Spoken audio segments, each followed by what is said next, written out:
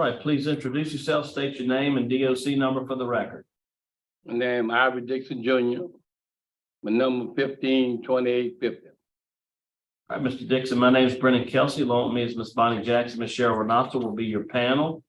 Explain the process to you, read some information to the record, have a parole interview, ask you some questions. You can respond at the end. You can make a statement. We'll take a vote. You understand the process? Yes, sir. I see you have Mr. Andrew Hunley, Emily Lubin, Stephen Dixon, Kawana Champagne, who will be here to speak at the appropriate times. And you also have Randy Meyer in opposition, who will speak at the appropriate time. Ivory Dixon, DOC number 152850, second class offender. Parole eligibility date 3/2/2023, good time 9/27/2038, full term 3/22/2089. Second degree murder. Got a commutation of sentence to 99 years, commutation of sentence to 99 years on March the 2nd, 2023 by Governor Edwards. Does that sound correct? Yes, sir. Hey, Mr. Ivory, how old are you? 63, How many years have you been incarcerated? 33. What do you currently do there at the facility? What's your job? My job, I work at the ice house. I do the ice for the population of the domes. Okay, I run the ice machine. so you're a trustee? Yes, sir. How long you been a trustee? 12. I was a B class for 4 years, and I've been an A class about 11 years now. Okay.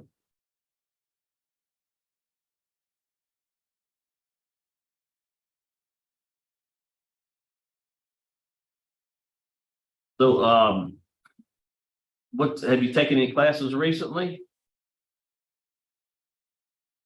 Yes, I'm doing a class now since the last board. What are you taking since the part here?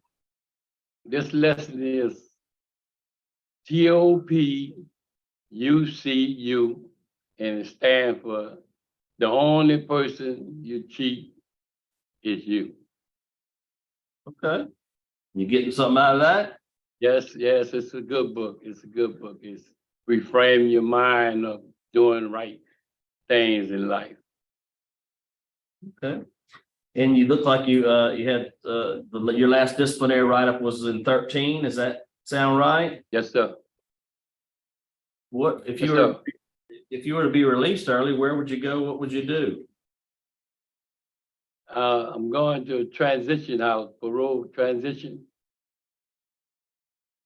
And once I leave that, I'm going to my sister Where is that? in New Orleans.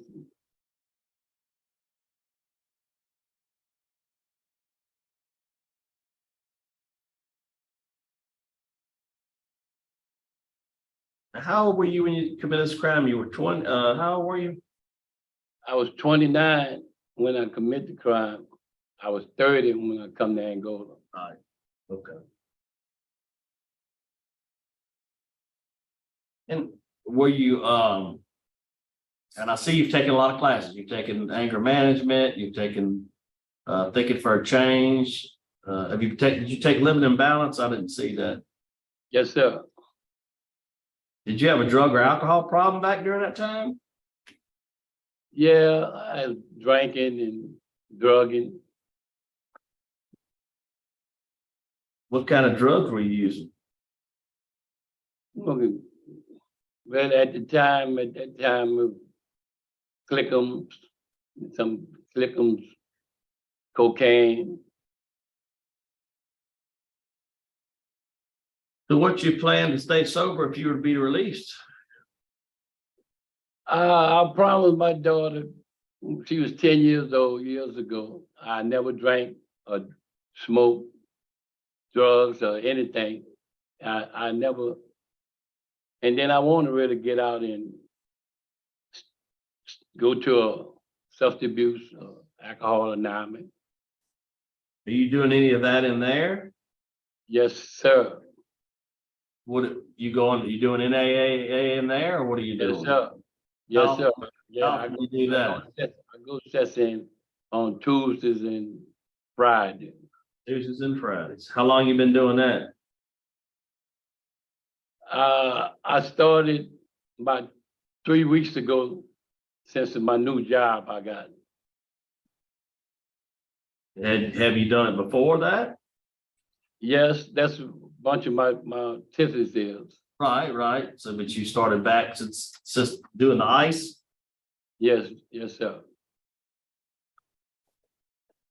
Warden, you have any input for us?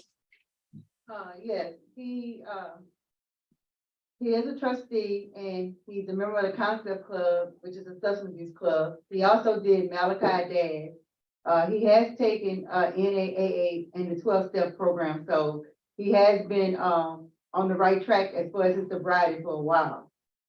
His tiger is low and he has no other reports or anything since his last hearing. All right, thank you. All right, we'll hear from Mr. Andrew Hunley. Andrew Hundley with Louisiana Parole Project, here representing our organization to commit that Mr. Dixon has been a client of our program for quite a while. We've been working with him, and we look forward to supporting him if he's granted release today. If he's released, he will immediately come into our transitional housing in Baton Rouge once he would complete phase 1, which would include, many life skills training classes, a substance abuse assessment by our staff social worker. He will transition to live with family where we feel confident that he has strong family support, who's waiting to provide that accountability, love, and support that he needs. But while he's with us, he will receive all of the support that we give to all of our clients, which include technology training, social skills, financial management, among a host of other trainings, and we'll provide him case management for a minimum of 1 year. He's going to be assigned to our New Orleans area case manager. He will have expectations and check-ins that we will complete. We took Ivory because of his outstanding disciplinary record over the last 10 years, his work record, assigned to Camp F as the Class A trustee, where he's had a host of trusted jobs. One thing in particular I'd like to tell the board about him, because I've known him for quite a while. If you go to the rodeo, there's so many people at Angola who build rocking chairs, okay? So there've got to be thousands and thousands of rocking chairs at the rodeo, but you always know that there's some rocking chairs that are a little nicer than everyone else. Ivory Dixon's the guy that builds the nice rocking chairs, and for years he's made. I would be curious to ask him how many rocking chairs he feels like he's made over the years. And the point I'm making with that is he's someone that, in addition to his job, it hasn't just been a hobby, but he works long hours in the hobby shop crafting a skill. And I just want to say that for everyone on this call, I have a great deal of confidence that, in addition to a solid sobriety plan, he's going to have no problem getting and maintaining a job, because he's proven that he's a very skilled person, and we commit to assisting him with ensuring that he has a solid employment plan and that he keeps that job whenever he's released. And hopefully he has access to some tools where he can continue to make rocking chairs whenever he's released. Thank you. All right, thank you. We hear from Mr. Stephen Dixon now. Yes. Go ahead and make a All right. brief. Yes. So, good morning. Hey, I'm Stephen Dixon. I'm Ivory Dixon, brother, younger brother. Just here for support, man. Like you say, I'm piggyback off Mr. Andrews. We're here to help, and whatever he may need. We got jobs available. If he need help with anything, man, we're here. Also, I want to just shout out to the family on sympathy from us of their loss. But for Ivory, he got somewhere to live. He gonna have work, and whatever he might need in support, more support, we here. And I'm not gonna keep y'all. And I thank y'all for having us here today. All right, thank you. Thank you. We'll hear from Ms. Kiwanis Champagne. Yes, I'm Ivory Dixon's daughter. Over the years, we had constant communication through letters, calls, and visits. During his incarceration, my father, he didn't give up on himself or our relationship. So even though he always spoke of accountability and for his unforeseen actions, so he has abundant support from family and friends that will assist with him in a successful transition back into society. So I will be there to support and nurture his growth with classes and community outreach programs. Thank you. All right, thank you. Appreciate it. All right, now we'll, Mr. Dixon, go ahead and, you'd like to make a statement? Yes, Oh, I apologize. I want I apologize, because I'm gonna let Ms. Lubin finish at the very end. We'll let Randy Meyer make a statement. Thank you. Good morning, Randy Meyer, Assistant DA Jefferson Parish, and we're opposed to Mr. Dixon's request. And the reason is I think the first step in rehabilitation, and we all, I think, agree that we need to see if one is rehabilitated before he's released early from jail. And the first step is admitting what you've done. Mr. Dixon hasn't done that. He's maintained all along that this is self-defense, and that position has been clearly wrong. He went to the house, he beat his girlfriend. Police came and told him to leave. He left, and she stayed at the apartment where they were at. The next day, comes back to the apartment, tries to get in, has an argument with Mr. Martin outside, leaves, goes to another apartment, gets a knife, comes back and stabs Mr. Martin. That's not self-defense. And until he recognizes that, we think he cannot be rehabilitated. Looking at, I think there's limited programs since 2021. And I think a long-term substance abuse program would be beneficial to him as well, which he has not taken. So for those reasons, we're opposed to his request. All right, thank you. All right, Mr. Dixon, would you like to make a statement on your behalf? Yeah, I am very, very, very remorseful of what I'm in here for, because Kevin was a friend of mine. He was a good friend of mine, and we was drinking and messing with crack, cocaine, and liquors, and things just got out of hand. And it hurts me. It's been hurting me for 30-something years for what happened with me and Kevin, and sorry for that. And I asked the family to forgive me for it. And if I would make the parole today, I would better myself. I'm a better man now. I was young when I come here. And I ain't really never had no bad records in my time of growing up. Come from a good family. I just made a mistake, and I'm very, very sorry for it. All right, thank you. Thank you. All right, Ms. Lubin, would you like to wrap up here? Yes, thank you. Good morning. As he sits before you here today, Mr. Dixon is a changed man. He's not the person he was 33 years ago when he committed his crime. At the time, he was on alcohol and drugs and made a terrible mistake, as he said.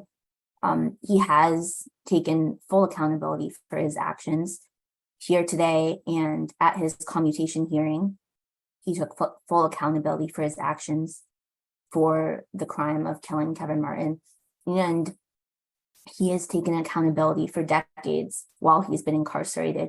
He's taken lots and lots of classes, including multiple substance abuse classes, living in balance, Malachi Dads, multiple religious programs, as well as victims awareness, the 100 hours of pre-release, and other programs to better himself, to change his behavior. He also participated in the literacy program at Angola because he did not graduate from high school. So he has made a continuous effort to improve himself and to change his mindset. Even now, he is in the current TOP UCU program, and he is even reading ahead in his lessons, gaining a lot of meaning from that program and from the opportunity to reframe his mindset. Mr. Dixon has the support of the Parole Project. He has a place to live with his sister in the New Orleans area in Marrero. He has a job at the family business with his brother, Stephen Dixon. He has a sobriety plan of attending meetings. He has the support of his daughter and his many skills, which include welding, mechanics, and the woodworking that you all have heard about this morning. And if granted release, Mr. Dixon would like to contribute to his community. He would like to speak to youth and encourage them to find a better path than he has done. And I just ask that this board consider that Mr. Dixon today is a different man, and he, once incarcerated, he changed his life. He turned back to his religion, and he has gone through a full journey of rehabilitation. And I ask that you grant him parole. Thank you. Thank you. All right, Mr. Dixon, I'll vote first. You've done a lot of good work. You've done well. This was a terrible crime. You put the time in. You have a really good institutional record. You have comments by the warden. My vote today is to grant your parole to Louisiana Parole Project. I want you to have a curfew from 9 p to 6 a, attend NAA 2 times a week. It's my vote. Ms. Renata? Mr. I do agree. I think you have a good plan set out. My vote is to grant with the same special conditions as Mr. Kelsey. You have a low risk score. You have a good institutional record, and you have support. Good luck. Ms. Jackson? And Mr. Dixon, I echo my colleagues. My vote is the same. All right, 3 votes to grant your parole with the stipulations stated. Your parole's been granted. Good luck to you. Thank you.